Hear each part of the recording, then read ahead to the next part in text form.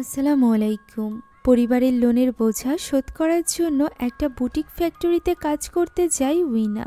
যে ফ্যাক্টরিটি ছিল জঙ্গলে ঘেরা এবং ভয়ঙ্কর রহস্যে ভরপুর। সেখানে যাওয়ার পর থেকেই উইনার সাথে অদ্ভুত সব ঘটনা ঘটতে শুরু করে, যা বারবার তাকে ইশারা করছিল আয়নার দিকে। আস্তে আস্তে উইনার সামনে বেরিয়ে আসে এই ফ্যাক্টরির কালো সত্য, যা জড়িয়েছিল উইনার ছোটবেলার সাথে। কি সম্পর্ক রয়েছে উইনার পরিবারের সাথে ফ্যাক্টরিতে থাকা এই জিনের, জানতে হলে দেখতে হবে আজকের এই গল্পটি, যার নাম হুতাং নিওয়া। তো চলুন আর দেরি না করে এখনই চলে যাওয়া যাক গল্পে। গল্পের শুরুতে আমরা অদ্ভুত এক রিচুয়ালের দৃশ্য দেখতে পাই, যেখানে একটা ছোট্ট বাচ্চা মেয়ের চোখ বাঁধা ছিল আর তার চোখ থেকে যেন রক্ত পড়ছিল। কেউ একজন তার পিছে দাঁড়িয়েই মন্ত্রপাঠ করছিল। তবে সেখানে একজন নয়, বরং উপস্থিত ছিল আরো কয়েকজন। সেই সাথে মাটিতে লুটিয়ে পড়েছিল একজন লোক। হতে পারে এটি ছিল ওই লোকের লাশ। ওই সময় আমরা ওই বাচ্চা মেয়েটির পিছে দাঁড়িয়ে থাকা ওই মহিলার মুখের ওপর কোনো এক জিনের হাত দেখতে পাই, আর এর ফলে মহিলাটির যেন কিছু একটা হয়ে যায়। সে সামনে রাখা ওই আয়নার কাছে যায় এবং তার উপরে নিজের রক্ত দিয়ে কিছু সাইন বানায়। সাথে সাথে তার চোখের ভেতর দিয়ে আমরা কোনো এক পোকাকে দেখতে পাই। এখান থেকে দৃশ্য পরিবর্তিত হয় এবং আমরা এই ঘটনার বেশ কয়েক বছর পরের দৃশ্য দেখতে পাই, যেখানে আমরা উইনা নামের একজন মেয়েকে দেখতে পাই। সে গোসলখানায় বাথট্যাব পরিষ্কার করছিল। এমন সময় আচমকা মনে হয় যেন তার পেছনে কেউ একজন এসে তার নাম ধরে ডেকেছে, কিন্তু পেছনে ঘুরতেই সে দেখতে পায় সেখানে কেউই নেই। এমন সময় সে লক্ষ্য করে পুরো গোসলখানায় জোকে ভরে গিয়েছে, যেগুলো তার দিকে এগোচ্ছিল। ফলে সে প্রচণ্ড ঘাবড়ে যায়। তবে পর মুহূর্তেই দেখা যায় পরিবেশ একেবারেই স্বাভাবিক, অর্থাৎ এই সব কিছু তার কল্পনা ছিল। হতে পারে তার মনের ভুল, অথবা কোনো কালো জাদু। কেননা ওই রাতটা ছিল ক্লায়েন্ট ফ্রাইডের রাত। ওই রাতে আমরা আয়নার সামনে বসা একজন মহিলাকে দেখতে পাই, যে কিনা তার সামনে থাকা আয়নাটি ঢেকে দেয় তার দুই কাভার্ডের মাধ্যমে, আর এরপর হাতে তুলে নেয় সেলাই করার জন্য এক টুকরো কাপড়। তবে অদ্ভুত ব্যাপার হলো, এই কাপড়ের সেলাই না করে বরং সে ওই সুই নিজের আঙুলেই ঢুকিয়ে দেয়, যার ফলে রক্ত গড়িয়ে পড়ে ওই কাপড়ে। তখনই সেখানে চলে আসে উইনা। আসলে এই মহিলা ছিল উইনার মা। উইনা এখানে তার মায়ের ক্ষত দেখে তাকে ফার্স্ট এইড দিয়ে দেয়, আর এরপর সেই ঘরে শুয়ে রাখা তার ঘুমন্ত ছেলেকে কোলে তুলে নেয়। তখন তার মা তাকে প্রশ্ন করে যে সে ঠিকভাবে ঔষধ খাচ্ছে কিনা, তার কি এখনো ওই সকল উল্টোপাল্টা কল্পনা হচ্ছে। উইনা বলে ওই ঔষধ খেয়ে তার কোনো লাভ হচ্ছে না, এছাড়া এগুলো শুধুমাত্র কল্পনা, এটা নিয়ে খুব বেশি চিন্তা করার প্রয়োজন নেই। এ কথা বলে সে তার ছেলে জরিকে নিয়ে সেখান থেকে চলে আসতে যাবে। তখনই সে তার মাকে বলে যে সে একটা ভালো ভাড়া বাসা খুঁজে নিয়েছে, তারা খুব দ্রুত ওই বাড়িতে মুভ হবে যাতে করে এই বাড়িটি বিক্রি করা যায়। প্রতি উত্তরে তার মা বলে এই বাড়িটি তার, যা থেকে আমরা বুঝতে পারি উইনা এই বাড়িটি বিক্রি করতে চাইলেও তার মা এমনটি চাইছিল না। এখন পরদিন সকালে আমরা উইনাকে দেখতে পাই, যে কিনা রান্না করছিল এবং জরি তার আশেপাশে থেকেই খেলা করছিল। জরি বলে তার বন্ধুরা আজ বিচের কাছে যাবে খেলা করতে, প্রত্যেকের মা তাদেরকে নিয়ে যাচ্ছে। আজ তো তার নানিকে দেখার জন্য তার মামাও বাড়িতে আছে, তার মাও কি তাকে একটু নিয়ে যাবে? এই বলে সে উইনার কাছে আবদার করতে থাকে। এর ফলে উইনার হাতে গরম পানি পড়ে গেলে সে তাকে একটু দূরে ঠেলে দেয়, যার ফলে জরি মনে কষ্ট পেলে সে আবারও তাকে কাছে টেনে নেয় এবং তার সাথে হাসি মজার মাধ্যমে তাকে বোঝায় যে তারা বিচে না গিয়েও ভালো সময় স্পেন্ড করতে পারে। এই বাড়িতে আমরা অদ্ভুত একটা জিনিস লক্ষ্য করি, সবগুলো আয়না কিছু না কিছু দিয়ে ঢাকা ছিল। এর মধ্যে থেকে একটা আয়নার উপর থেকে কাপড় সরিয়ে উইনা নিজের মুখের কালি মোছে। এদিকে ওই সময় খাবার টেবিলে বসে খাবার খাচ্ছিল জরি এবং তার মামা রিয়ান। উইনার ব্যবহার থেকে আমরা বুঝতে পারি সে রিয়ানকে খুব একটা পছন্দ করত না, আর এর কারণও আমরা তখনই জানতে পারি। তখনই বাড়ির দরজায় কড়া নাড়তে থাকে কিছু গুন্ডা প্রকৃতির লোকেরা। তারা মূলত রিয়ানের কাছে টাকা পেত। রিয়ান একজন জুয়ারি ছিল, আর জুয়ার ফলে করা সকল ঋণ সে তার বোনকেই পরিশোধ করতে বলছিল। তবে উইনা তো নিজেই ঋণে ডুবেছিল, এর উপর আবার পুরো সংসার তাকে দেখতে হতো। তাই সে এখানে রিয়ানের সাথে খুব একটা কথা বাড়ায় না, বরং সে বাড়ির পেছনের দরজা দিয়ে জরিকে নিয়ে লুকিয়ে বেরিয়ে পড়ে নিজের কাজের স্থানে যাওয়ার জন্য। পথে সে তাদের বাড়িটি বিক্রির জন্য একটা পোস্টার দেওয়ালে লাগিয়ে দেয়, যেখানে আমরা একজন লোককে দেখতে পাই যে ওই দেওয়াল থেকে পোস্টারটি তুলে নেয়। এদিকে উইনা জোডিকে নিয়ে পৌঁছে যায় তার কাজের স্থানে, যেখানে আজ তার বেতন দেওয়ার কথা ছিল। তবে আগে থেকে লোন থাকার কারণে তার বেতনের অনেকটা অংশ কেটে নেওয়া হয়, যে কারণে উইনার মাস চালানো বেশ কঠিন হয়ে পড়ে। এর উপর আবার রিয়ানের উপর থাকা লোনের কারণে তার বাড়িতে টিকা এমনিও কঠিন হয়ে পড়েছিল। এ কারণে সে আবারও অফিস থেকে লোন নেওয়ার চেষ্টা করে। তবে সেই কাজে ব্যর্থ হলে সে অনলাইনে তার বাড়িটি বিক্রির জন্য বিজ্ঞাপন দিয়ে দেয়, আর এরপর হোটেলের রান্নার কাজে লেগে পড়ে এবং জোডিকে বলে একা একা খেলা করতে। জোডির এতে করে একটু মন খারাপ হয়ে যায়, সে বাইরে গিয়ে একা একা খেলতে শুরু করে। তখনই আমরা ওই রহস্যময় লোকটিকে হোটেলের বাইরে দেখতে পাই এবং একটা শীষ বাজানোর আওয়াজ ভেসে আসে। সাথে সাথে জোডি চিৎকার করে ওঠে। তার চিৎকারের শব্দ শুনে উইনা ছুটে যায় সেদিকে। সেখানে গিয়ে সে দেখতে পায় জোডির ওপর গরম তেল পড়েছে। ছেলের এই অবস্থা দেখে উইনা কি করবে তা বুঝে উঠতে পারছিল না। এখন এই দুর্ঘটনায় জোডির অবস্থা বেশ বেগতিক হয়ে পড়েছিল। তার চিকিৎসার জন্য অনেক টাকার প্রয়োজন ছিল। উইনা বুঝতে পারছিল না যে তার চিকিৎসার টাকা সে কোথা থেকে জোগাড় করবে। তখনই সে লক্ষ্য করে একটা আয়নার উপর থেকে কাপড় সরে গিয়েছে। Dharavi is one of the world's most heavily populated communities that plunges into utter darkness every day. But Win is here to change that. We brought solar lamps to over 1,000 people across Dharavi, making a promise of a better life and better tomorrow for these people. যেটা সে আবারও ঢেকে দেয়। এমন সময় বাড়িতে আসে রিয়ান। রিয়ান তখনও পর্যন্ত ফোনে কারোর কাছে টাকা ধার চাইছিল, যা দেখে উইনার ভীষণ রাগ হয়। সে রিয়ানের হাত থেকে ফোনটি কেড়ে নেয় এবং জোডির দুর্ঘটনার ব্যাপারে জানায়। সেই সাথে বলে সে কেন তাদের মায়ের টাকা চুরি করে নিয়ে গিয়েছে। ওই টাকা থাকলেও এখন তাদের কাজে লাগতো। প্রত্যুত্তরে রিয়ান বলে সে নিজেকে কি মনে করে, সে তো সামান্য নিজের সন্তানেরও ঠিকমতোভাবে খেয়াল রাখতে পারে না। যা শোনা মাত্রই উইনা তাকে একটা থাপ্পড় মারে, যার প্রতি উত্তরে রিয়ানও তাকে থাপ্পড় মারে। রিয়ান তখন পুরোপুরিভাবে নেশাগ্রস্ত ছিল। এমন সময় উইনার হাতে থাকা রিয়ানের ফোনটি বেজে ওঠে, তবে ফোনটা রিসিভ করলেও কারোর কথা শোনা যায় না। এমন সময় উইনার ফোন বেজে ওঠে। রিয়ান সেটাও রিসিভ করে, তবে সেখানেও কারোর কথা শোনা যায় না। তখনই বাড়ির টেলিফোনটা বেজে ওঠে, সেখানেও কারোর কথা শোনা যাচ্ছিল না। শুধুমাত্র টেলিফোন এবং ফোনই নয়, বরং অ্যালার্মগুলোও বাজতে থাকে, ঘড়িগুলো বারবার শব্দ করতে থাকে। সবগুলো এবার একই সাথে বাজছিল, যা দেখে উইনা হতবাক হয়ে যায়। এমন সময় ঘর থেকে বেরিয়ে আসে তাদের মা। এবার সবকিছু থেমে যায় এবং উইনার ফোনে আবারও কল আসে। উইনা কলটি রিসিভ করলে এবার ফোনের অপর পাশ থেকে কেউ একজন তার নাম ধরে ডাকে। তবে এরপর কোনো কিছু বলার আগেই ঘরের দরজায় নকের শব্দ হয়। দরজা খুলতেই দেখা যায় ডারমোনো নামের একজন লোক এসেছে। সে মূলত উইনার মায়ের পরিচিত।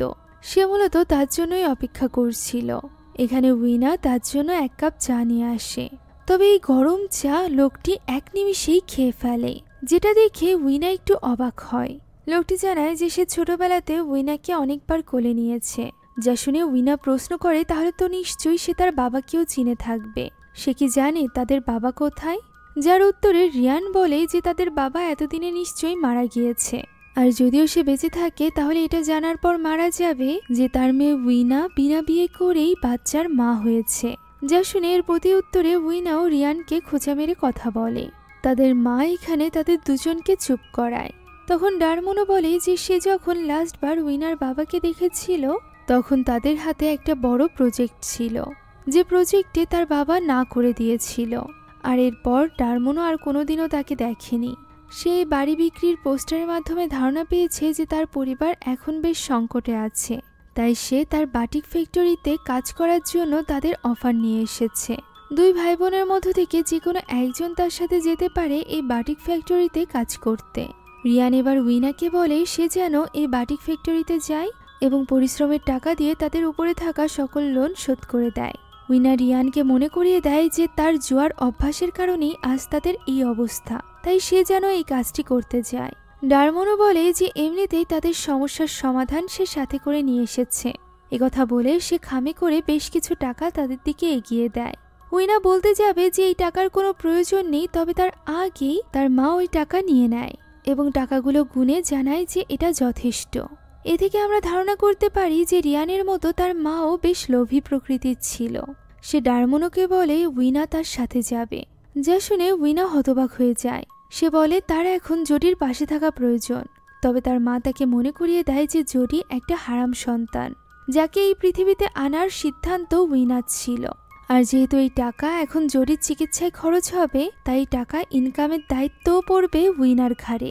ফলে উইনাকেও এই কথায় বাধ্য হয়ে রাজি হতে হয়। পরদিন সকালেই ডারমোনো তাকে নিয়ে পৌঁছে যায় ওই গ্রামের সামনে, যে গ্রামের ভেতরে ছিল বাটিকের ওই ফ্যাক্টরি। এখন বাকিটা পথ তাদেরকে হেঁটেই যেতে হবে। এখানে উইনা লক্ষ্য করে যে এই গ্রামে অনেক জোকের বাস রয়েছে, তবে সেই ব্যাপারে খুব একটা গুরুত্ব দেয় না এবং ডারমোনোর সাথে চলে যায় ফ্যাক্টরির ভেতরে। সেখানে তাদের জন্য অপেক্ষা করছিল এই ফ্যাক্টরি পরিচালনাকারী ইলিয়াস এবং আমাক। ইলিয়াস এখানে তার কাগজপাতি চেক করে আর এরপর উইনাকে ভেতরে নিয়ে যায় সকল কাজকর্ম শিখিয়ে দেওয়ার জন্য। সে যখন তাকে ফ্যাক্টরির ভেতরটা ঘুরিয়ে দেখাচ্ছিল, তখন জানায় যে তার বাবা এবং তারা মিলেই এই ফ্যাক্টরিটি শুরু করেছিল। বিশেষ করে ডারমোনো এবং তার বাবা বেশ ভালো বন্ধু ছিল। সে এখানে উইনার কাছে জানতে চায় যে তার বাবা এখন কেমন আছে। উইনা বলে সে জানে না। তার মায়ের কাছে সে শুনেছে তার যখন 7 বছর বয়স ছিল, তখন তার বাবা কোথাও একটা চলে গিয়েছিল, যেখান থেকে সে আর কখনো ফেরেনি। ইলিয়াস ব্যাপারটা জেনে দুঃখ প্রকাশ করে এবং উইনাকে বলে মন দিয়ে এখানে কাজ করতে। তবে এখানে কিছু রুলস ছিল, যেমন এখানে যারা কাজ করতে আসে তাদের সকলের ফোন আগে থেকেই জমা দিয়ে দিতে হয়। উইনা এতে রাজি হতে চাইছিল না, কেননা জডি এখনও হসপিটালে ছিল। তার সন্তানের তার খেয়াল রাখতে হবে, খোঁজ নিতে হবে। তখন ইলিয়াস বলে তার অফিস রুমে একটা টেলিফোনের ব্যবস্থা আছে। যেহেতু উইনার মায়ের সাথে তার ভালো বন্ধুত্ব আছে, তাই সে চাইলে তার ওই টেলিফোন ব্যবহার করতে পারে নিজের ছেলের খোঁজ নেওয়ার জন্য। এছাড়া এই স্থানে ফোনের নেটওয়ার্ক ভালোভাবে পাওয়া যায় না, তাই তার কাছে ফোন রেখেও লাভ নেই। একথা বলে সে উইনার কাছ থেকে ফোনটি নিয়ে নেয়। তারা যখন কথা বলছিল, তখন উইনা লক্ষ্য করে যে তাদের পেছনে একটা লোক তখনও বাটিকের কাজ করছে। তবে হঠাৎই মিউজিক বেজে উঠলে উইনা সেদিকে তাকাতেই দেখতে পায় ওই লোকটি সেখান থেকে গায়েব হয়ে গিয়েছে। এখন ইলিয়াস জানায় যে প্রত্যেক দিন এই মিউজিক শোনার সাথে সাথেই তাদেরকে এই ফ্যাক্টরির এরিয়া ছেড়ে দিতে হবে এবং চলে যেতে হবে সকলের জন্য থাকার ব্যবস্থা করা হোস্টেলে। এখন উইনা পৌঁছে যায় তার হোস্টেলে। সেখানে পৌঁছে সে বুঝে উঠতে পারছিল না যে সে কোন রুমে থাকবে। তখনই একটা রুম থেকে কান্নার আওয়াজ ভেসে আসে। ওই রুমে 4টা বেড ছিল, যেখানে একটা মেয়ে একটা বেডে ঘুমিয়েছিল। অন্য মেয়েটি বসে বসে কাঁদছিল, যে কিনা উইনাকে দেখা মাত্রই সেখান থেকে বেরিয়ে যায়। এখন দুটো খালি বিছানার মধ্যে থেকে একটা বিছানা বেছে নেয় উইনা, আর এরপর সে গোসল করার জন্য চলে যায় গোসলখানায়। যেখানে যাওয়ার সময় আমরা তার পেছনে এক ভয়ানক আকৃতিকে দেখতে পাই, যাকে লক্ষ্য করে না উইনা। সে গোসলখানায় গিয়ে প্রস্তুত হচ্ছিল গোসলের জন্য।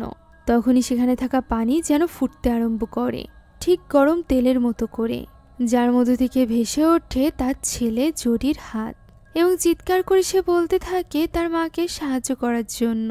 এই দৃশ্য দেখে উইনা আর সেখানে গোসল করতে পারে না।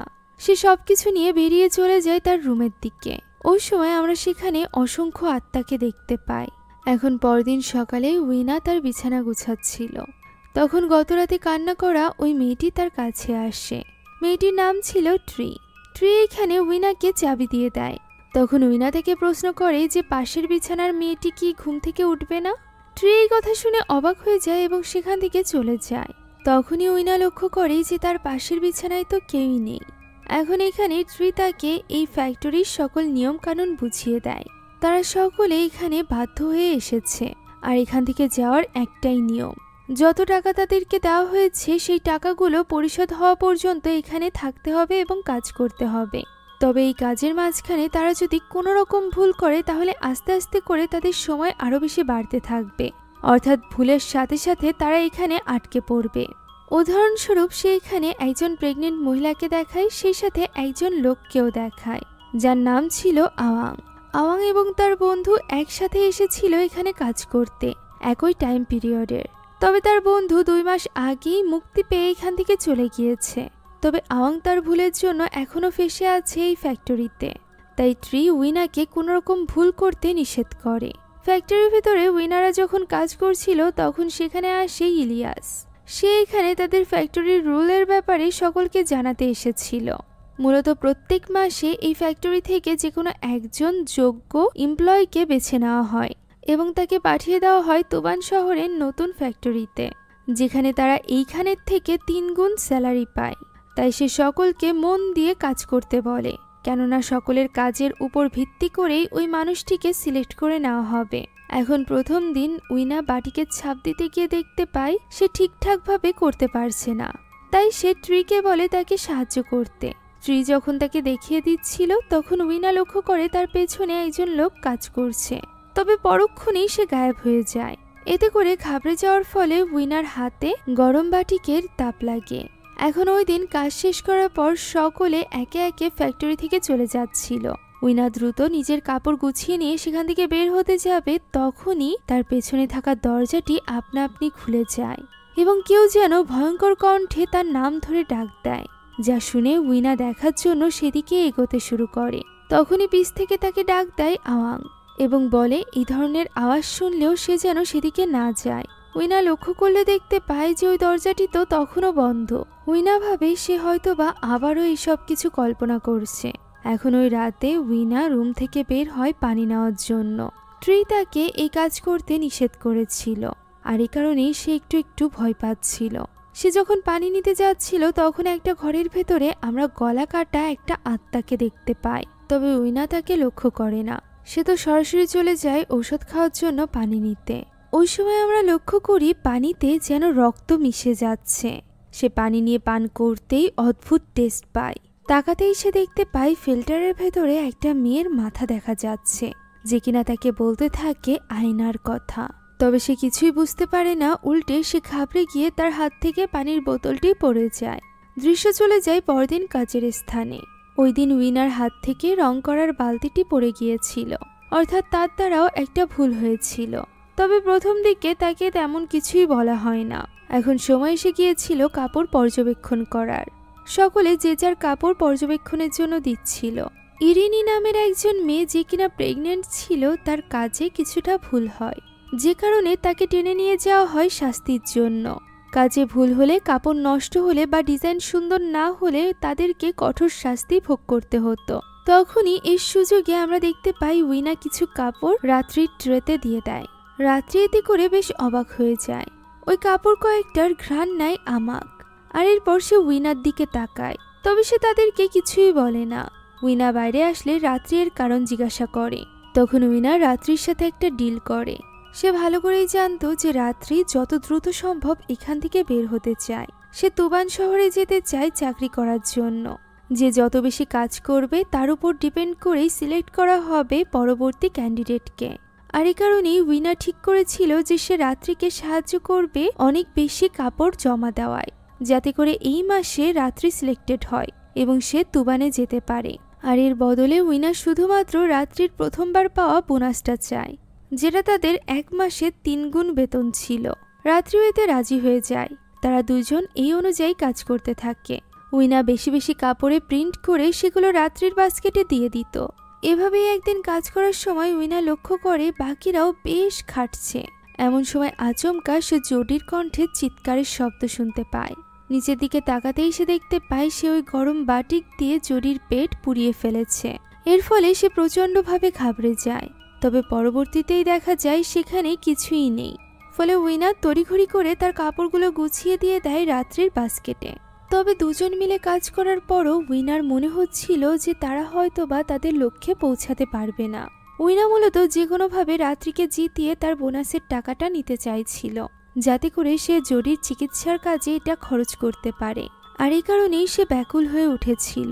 রাত্রি তার ব্যাকুলতা দেখে নিজের ব্যাকুলতার ব্যাপারে জানায় যে সে কেন তুবানে যেতে চায়। মূলত তুবানে তার ছোট ভাই বোনেরা রয়েছে, সেখানে গেলে হয়তোবা সে তাদের দেখা পাবে। এই আশাতেই সে তুবানের ফ্যাক্টরিতে যেতে চায়। এখন ওই রাতে উইনার কিছুতেই ঘুম আসছিল না। সে রাত্রিকে জেতানোর জন্য ঠিক করে যে সে এই রাতে গিয়ে প্রিন্টিং এর কাজ করবে। এ কারণে সে ফ্যাক্টরির ভেতরে গিয়ে একটা কাপড় ভিজিয়ে সেটার উপর প্রিন্ট করতে শুরু করে। তখনই হঠাৎ করে উপর থেকে কিছু রক্তের ফোঁটা এসে ওই কাপড়ের পর পড়ে।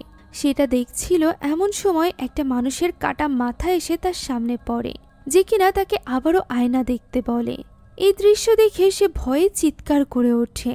পরক্ষণেই ওই কাটা মাথাটি গায়েব হয়ে যায়। তবে তার চিৎকার শুনে ফেলে সিকিউরিটির লোকেরা, যে কারণে চেক করার জন্য তারা ফ্যাক্টরির ভেতরে আসতে শুরু করে। তাদেরকে আসতে দেখে উইনা দ্রুত ওই কাপড়টি নেড়ে দিয়ে সেখান থেকে পালাতে শুরু করে। সিকিউরিটির সাথে আমাকও এসেছিল, যে কিনা কাপড়টি ভেজা দেখা মাত্রই বুঝে ফেলে যে এখানে কোনো কর্মচারী আছে, তাই সে তাকে খুঁজে বের করতে বলে। তারা সকলে কিছু একটা মন্ত্রের মতো পড়তে পড়তে উইনাকে খুঁজছিল। এদিকে আমরা আশেপাশে অসংখ্য ফ্যাক্টরির কাপড় পরা আত্মাদেরকে দেখতে পাচ্ছিলাম। হতে পারে যেসব কর্মচারী এখানে মারা গিয়েছে তাদের আত্মারাই আশেপাশে ঘুরে বেড়াচ্ছিল। এর রহস্য তো আমরা আস্তে আস্তে জানতে পারবো। আপাতত উইনা পালাতে পালাতে ইলিয়াসের অফিস রুমে চলে এসেছিল। সে সেখানে প্রবেশ করে বাতি নিভিয়ে দেয়, আর এরপর সকলে সেখান থেকে চলে গেলে সে আবারও বাতি জ্বালায়। অদ্ভুত বিষয় হলো উইনার বাড়ির মতো করেই এই ফ্যাক্টরির সকল আয়নাগুলোকে ঢেকে রাখা হতো। সে এখানে দেওয়ালে ইলিয়াস, দারমোনো এবং আমাকের সাথে তার নিজের বাবা মায়ের ছবিও দেখতে পায়। সেই সাথে দেখতে পায় একটা চার্ট, যেখানে প্রত্যেক মাসের নাম লেখা ছিল। সেই সাথে লেখা ছিল ৩ জন কর্মচারীদের নাম। সেই সবকিছু দেখছিল এমন সময় ওই ঘরে থাকা টেলিফোনটি বেজে ওঠে। ফলে উইনা অনেক বেশি ঘাবড়ে যায় যে এই টেলিফোনের আওয়াজ শুনে এখানে কেউ না চলে আসে। তাই তো সে দ্রুত তার আওয়াজ অফ করে। তখনই উইনার মনে পড়ে যায় তার ফোনের কথা। ফোন তো ইলিয়াসের কাছে ছিল, এর মানে নিশ্চয়ই এই অফিসেই থাকবে। তাই সে বিভিন্ন ড্রয়ার খুঁজতে শুরু করে। সেখানে সে একটা ড্রয়ারে নিজের ফোন পেয়েও যায়। সে ফোন দিয়ে তার মাকে কল দেওয়ার চেষ্টা করছিল, এমন সময় সেখানে এক ভয়ানক আকৃতিকে দেখা যায়, যে কিনা ওই বাতিটি ফু দিয়ে নিভিয়ে দেয়। উইনাইতে করে ঘাবড়ে যায় এবং দ্রুত বাতিটি আবারও জ্বালায়। তখনই সে ইরেনের কণ্ঠ শুনতে পায়, যে কিনা সেখানেই দাঁড়িয়ে কাঁদছিল। উইনা তার কাছে এগিয়ে যায় এবং জিজ্ঞাসা করে তার কি হয়েছে। তখনই ইরেনের এক ভয়ানক রূপ দেখা যায়। তার এই মারাত্মক অবস্থা দেখে উইনা নিজেই ভয় পেয়ে যায়। ইরেন তার উপরে চলে আসে, আর এই ভয়ঙ্কর স্বপ্ন দেখে ঘুম ভেঙে যায় উইনার। সকাল হয়ে গিয়েছিল এবং উইনা বুঝতে পারছিল না যে সে স্বপ্ন দেখেছে নাকি এই সব কিছু বাস্তবে ঘটেছে। তখনই সে তার পায়ে কিছু একটা অনুভব করতে পারে। চাদর সরাতেই সে দেখতে পায় সেখানে অসংখ্য যোগ তার পা দিয়ে বেয়ে বেড়াচ্ছে, যা দেখে সে অনেক ঘাবড়ে যায় এবং রাত্রি দ্রুত লবণ এনে তার পায়ের উপর ছিটিয়ে দেয়। এর ফলে সে যোগ থেকে মুক্তি পায়। রাত্রি এটা বুঝতে পারছিল না যে হঠাৎ করে রুমের ভেতরে এত যোগ কি করে এলো। তখনই বাইরে থেকে সকলের চিৎকারের আওয়াজ শুনে তারা বাইরে যায় এবং দেখতে পায় তাদের রুমের অংশটিতেই অসংখ্য যোগ বেয়ে বেড়াচ্ছে। তখনই একটা যোগ এসে পড়ে রাত্রির চোখের উপর এবং তার চোখে কামড়ও বসিয়ে দেয়। উইনা বুঝতে পারছিল না যে সে কি করবে। তখনই সেখানে এক বৃদ্ধা আসে এবং খুব সহজেই রাত্রির চোখের ওপর থেকে ওই যোগটি তুলে নেয়। এই সকল ঘটনার জন্য রাত্রি এখানে উইনাকেই দায়ী মনে করে। সে তাকে অভিশপ্ত বলে এবং সেখান থেকে চলে যায়। এখন ওই দিন ছিল ওই সিলেক্টেড পার্সনের নাম ঘোষণা করার দিন। কাজ শেষ হওয়ার টাইমে ইলিয়াস সকলের সামনে আসে এবং জানিয়ে দেয় যে এই মাসে রাত্রিই বিজয়ী হয়েছে, যা শুনে রাত্রি অনেক খুশি হয়ে যায়, সেই সাথে উইনা। রাত্রি যখন প্রাইজ মানি নিতে যাচ্ছিল তখনই উইনা জরির ডাক শুনতে পায়। শুধু ডাকই না, সে সেখানে জরিকে দেখতেও পায়। জুরি তাকে বলছিল যে সে কেন জিততে পারল না।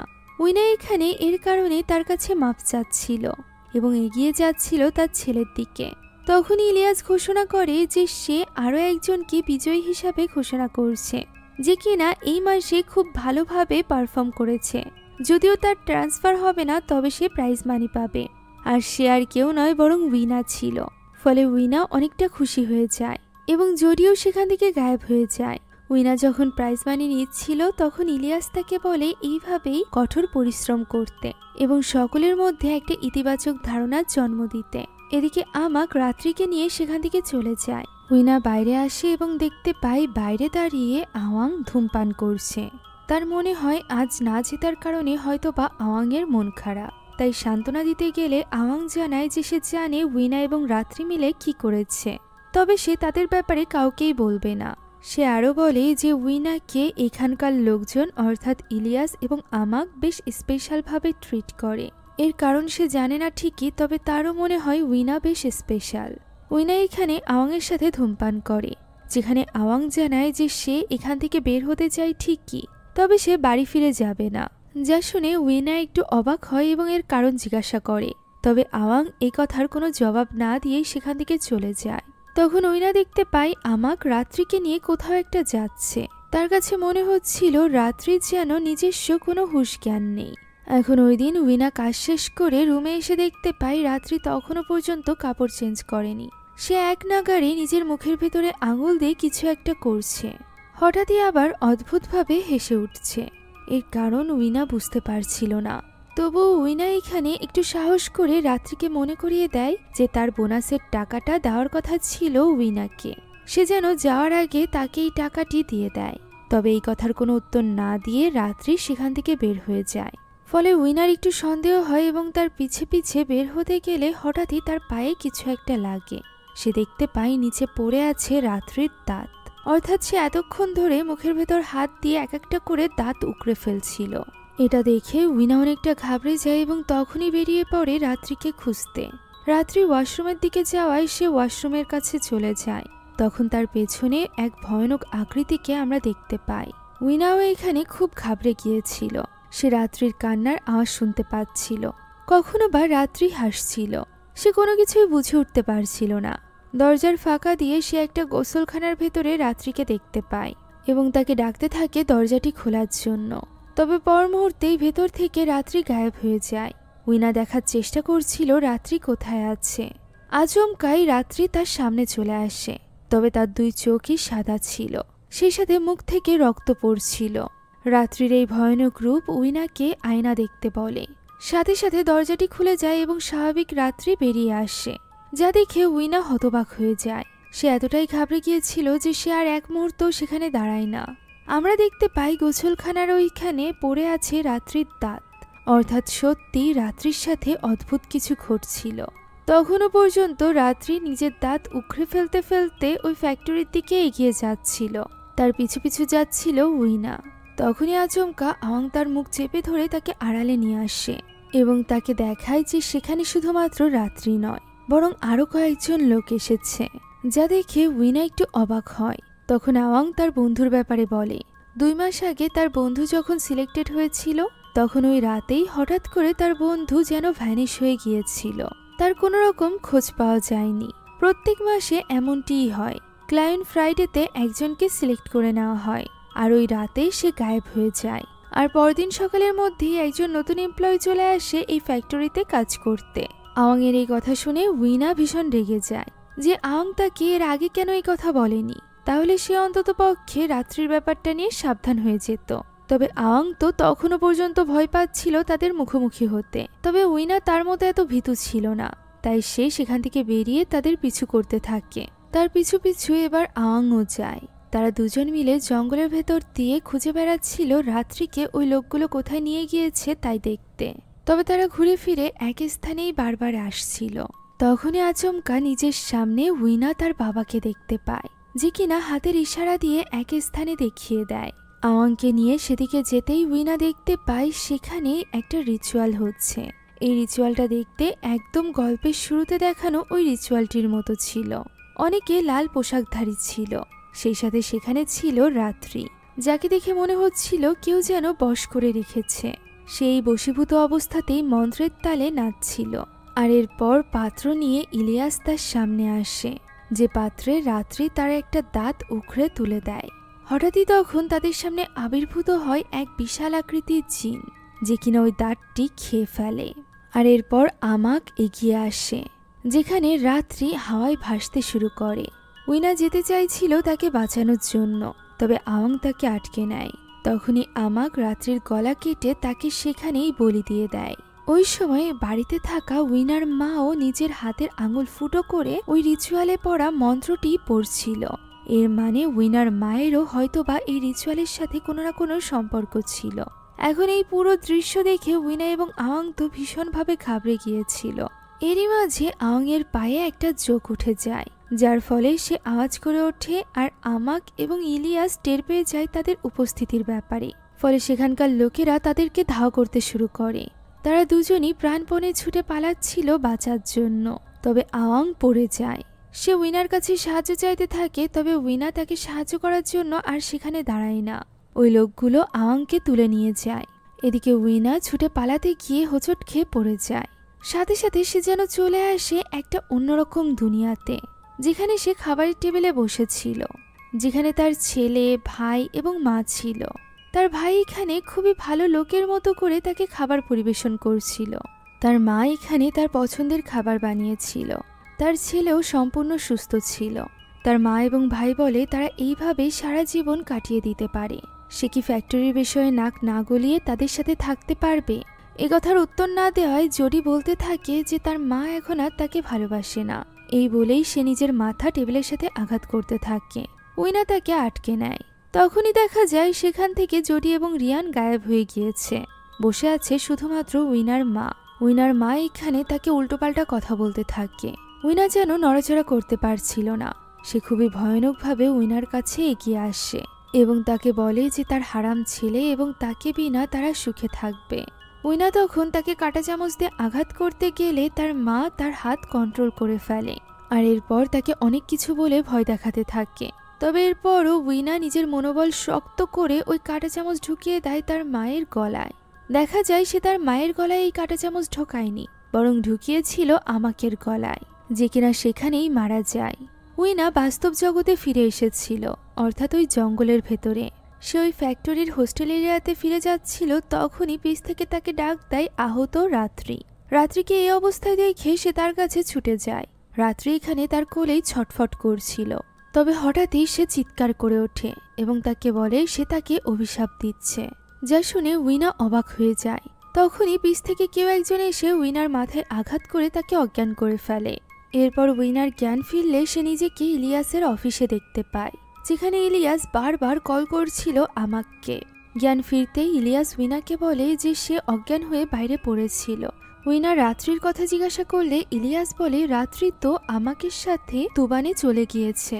উইনা যা কিছু দেখেছে সেসবের ব্যাপারে বলতে গেলে ইলিয়াস বলতে থাকে এগুলো সব তার কল্পনা। আর যেহেতু উইনাও বহুদিন ধরে কল্পনা দেখছিল, তাই সে বুঝতে পারছিল না যে কোনটা বাস্তব এবং কোনটা কল্পনা। ইলিয়াস এখানে রাত্রির দেওয়া ওই এনভেলপটা উইনার হাতে তুলে দেয় এবং বলতে থাকে যে এটা রাত্রি তাকে দিতে বলেছিল। তখনই সে ইলিয়াসের হাতে ওই কাটা দাগ লক্ষ্য করে। রিচুয়ালের সময় তারা এই হাত কেটেছিল, তাই তো উইনা বুঝতে পারে ইলিয়াস তাকে মিথ্যা বলছে। তাই তো এবার তাদের দুজনের মধ্যে হাতাহাতি শুরু হয়ে যায়। এই হাতাহাতির এক পর্যায়ে সে কাইচি দিয়ে ইলিয়াসের এক চোখে আঘাত করে। আহত অবস্থায় ইলিয়াস বলে ওঠে যে আমাক এটা জানতে পারলে তাকে ছাড়বে না। উত্তরে উইনা বলে যে আমাক তো অনেক আগেই মারা গিয়েছে, যা শুনে এবার ইলিয়াস সত্যিই ভয় পেয়ে যায়। সে বলতে থাকে যে আমাককে মেরে ফেলে সে অনেক বড় ভুল করেছে। সে জানে না যে এর ফলে তাদের কি পরিণতি হতে চলেছে। সে তাদেরকে কখনোই ছাড়বে না। উইনা বুঝতে পারছিল না যে কার কথা বলছে ইলিয়াস। তখনই সামনে থাকা আয়না থেকে পর্দা সরে যায় এবং সেখান থেকে বেরিয়ে আসে রাত্রির এক ভয়ানক রূপ, যে কিনা ভয়ঙ্করভাবে এগিয়ে যায় ইলিয়াসের দিকে। তখনই ঘরের বাতিটি নিভে যায়, আর এরপর যখন বাতি আসে তখন দেখা যায় ইলিয়াসকে ওই আয়নার জগতে টেনে নিয়ে যাচ্ছে অসংখ্য হাত। এই দৃশ্য দেখে উইনা হতবাক হয়ে যায়। আয়নাটি আবারও স্বাভাবিক হয়ে যায়। এমন সময় উইনার মনে হয় কেউ যেন তার পিছু করছে, তাই সে তাড়াহুড়া করে ওই ফ্যাক্টরির একটা রুম থেকে অন্য রুমে যেতে থাকে।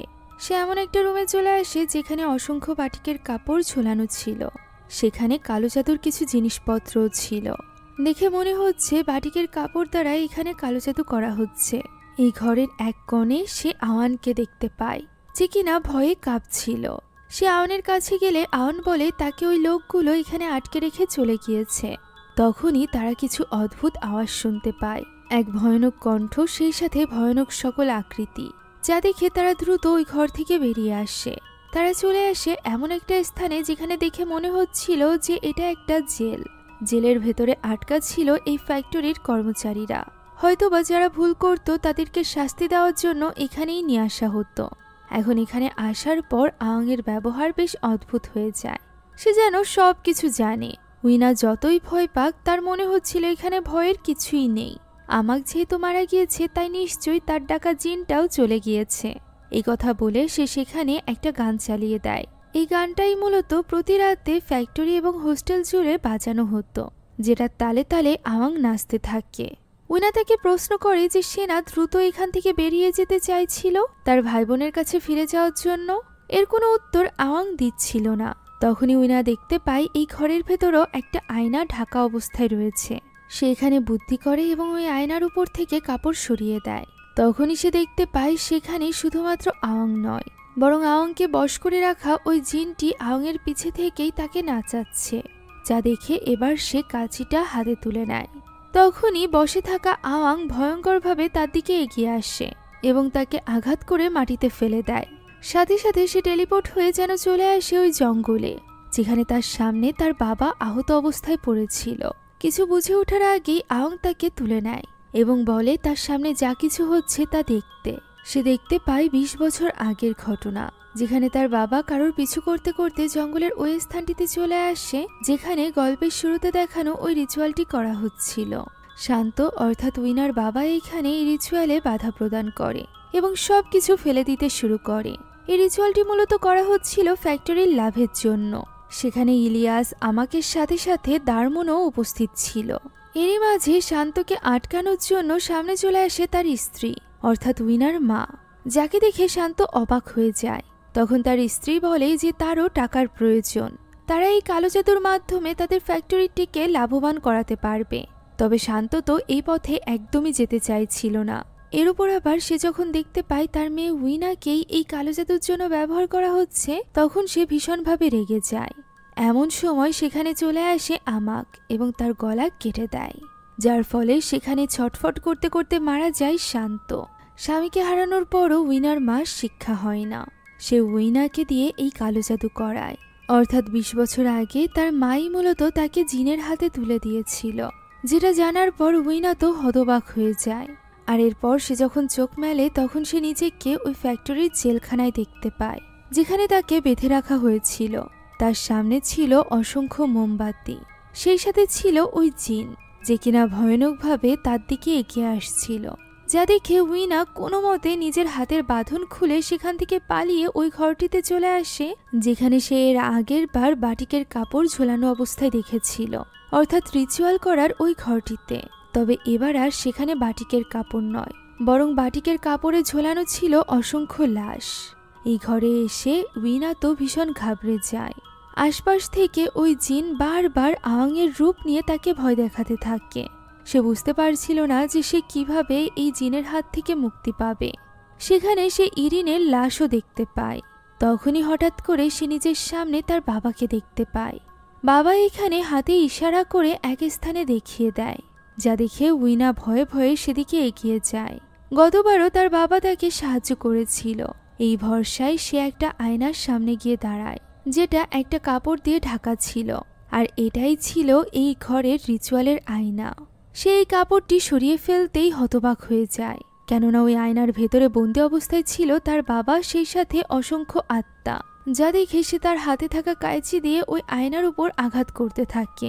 আয়নার ফাটল ধরার সাথে সাথে আমরা দেখতে পাই ওই জিনেরও কষ্ট হচ্ছিল, যেটা বুঝতে পারার পর উইনা আবারও আয়নায় আঘাত করতে যাবে। তবে তার আগেই জিনটি তাকে থাবা দিয়ে আবারও নিয়ে আসে ওই জঙ্গলের ভেতরে, অর্থাৎ রিচুয়ালের স্থানে। সেখানে আওয়াংয়ের রূপ নিয়ে আসা ওই জিন তাকে চেপে ধরে তার একটা দাঁত তুলে নেওয়ার চেষ্টা করে। তবে তার আগেই উইনা তাকে ধাক্কা দিয়ে ফেলে দেয় এবং তাকে ওই কাঁচির সাহায্যে আঘাত করতেই যাবে। তখনই সে দেখতে পায় তার সামনে আওয়াং নয়, বরং বসে আছে জডি। জডি এখানে কাঁদতে থাকে এবং তার মাকে বলতে থাকে যে সে মরতে চায় না, যা দেখে উইনা তাকে জড়িয়ে ধরে। তবে মুহূর্তের মধ্যেই সে বুঝতে পারে এটা জিনের চাল ছিল, কেননা জডি এক ভয়ানক রূপ নেয় এবং উইনার উপর হামলা করে বসে। উইনা কোনো মতে তাকে দূরে ঠেলে দেয়। সে বুঝে গিয়েছিল যে এই জিন তাকে মারতে চায় না, বরং তাকে বাঁচিয়ে রাখার পেছনে নিশ্চয়ই এই জিনের কোনো উদ্দেশ্য রয়েছে। তাই সে এখানে সিদ্ধান্ত নেয় যে সেই জিনকে নয়, বরং নিজেকে শেষ করে দিবে। একথা ভেবেই সে নিজের পেটে আঘাত করে। উইনার পেটে আঘাত করতেই দেখা যায় সেখানে থাকা আয়নায় ফাটল ধরেছে এবং ওই জিন রূপ নিয়েছে আওয়াংয়ে। দেখা যায় সে ছটফট করছে এবং উইনাকে আটকানোর চেষ্টা করছে যাতে করে সে তাকে না মারে। এখানেই খোলে আসল রহস্য। মূলত ২০ বছর আগে উইনার উপর রিচুয়াল করার মাধ্যমে ওই জিনকে ডাকা হয়েছিল, অর্থাৎ ওই জিন আমাকে সাথে নয়, বরং ছিল উইনার সাথে। আর এই কারণেই উইনা স্পেশাল ছিল। ব্যাপারটা বুঝতে পারার পর উইনা এখানে নিজেকে সম্পূর্ণভাবে শেষ করে দেওয়ার জন্য নিজের গলায় ওই কাঁচি ঢুকিয়ে দেয়। তবে এর ফলে সে তো মরে না, বরং ধ্বংস হয়ে যায় ওই জিন। সাথে সাথে সেখানে থাকা ওই আয়নাটিও ফেটে চৌচির হয়ে যায়। উইনা এইসব দেখে অবাক হয়ে যায়। তখনই পেছন থেকে তাকে ডাক দেয় তার বাবার কারিন জিন, যে কিনা প্রথম থেকে এই লড়াইয়ে তাকে সাহায্য করে এসেছে। বাবা তাকে ছেড়ে গেলেও তার বাবার কারিন জিন তাকে কখনোই একা ছাড়েনি। উইনা তাকে জড়িয়ে ধরে এবং কাঁদতে কাঁদতে বলে তাকে একা ফেলে না যেতে। তবে তার কাছে আর কোনো উপায় ছিল না, তাই তো পর মুহূর্তেই সে গায়েব হয়ে যায়, যা দেখে উইনা চিৎকার করে কাঁদতে থাকে। আর এরপর পরদিন সকালেই সে ফিরে আসে তার বাড়িতে, যেখানে সে ঢাকা আয়নাগুলো দেখে এখন সব কিছু বুঝতে পারে যে তার মা মূলত ওই জিনের ভয়ে তার বাড়িতে থাকা সকল আয়নাগুলোকে ঢেকে রাখত। তাই সে এবার সরাসরি চলে যায় তার মায়ের ঘরে। তাকে ফ্যাক্টরিতে পাঠিয়ে টাকা পাওয়ার পর তার মা বেশ আরামে জীবন কাটাচ্ছিল। তার চিকিৎসাও ঠিকঠাকভাবেই হচ্ছিল। তবে তার বিছানার ঠিক সামনে ছিল একটা আয়না, যে আয়নাটি খুলে দেয় উইনা। আর এরপর সে হাতে একটা কেচি বের করে নেয়, যেটা সে তার মায়ের কাছে দিয়ে সেখান থেকে বেরিয়ে আসে, একথা বলে যে এবার সবকিছু শেষ হলো। তার মা এখানে ছটফট করতে থাকে এবং উইনাকে এই কাজ করতে নিষেধ করে। তবে উইনা কোনো কথাই শোনে না। রুম থেকে বের হতেই সে হতবাক হয়ে যায়। তার ছোট্ট ছেলে জডিকে দিয়ে তার মা কাজ করাচ্ছিল। অসুস্থ জডির এই হাল দেখে উইনার ভীষণ কষ্ট লাগে। সে জডিকে জড়িয়ে ধরে এবং বলে সে আর কখনোই তাকে ছেড়ে যাবে না, তারা দুজন এখন থেকে একসাথেই থাকবে। এই কথা বলে সে তার ছেলেকে আপন করে নেয়।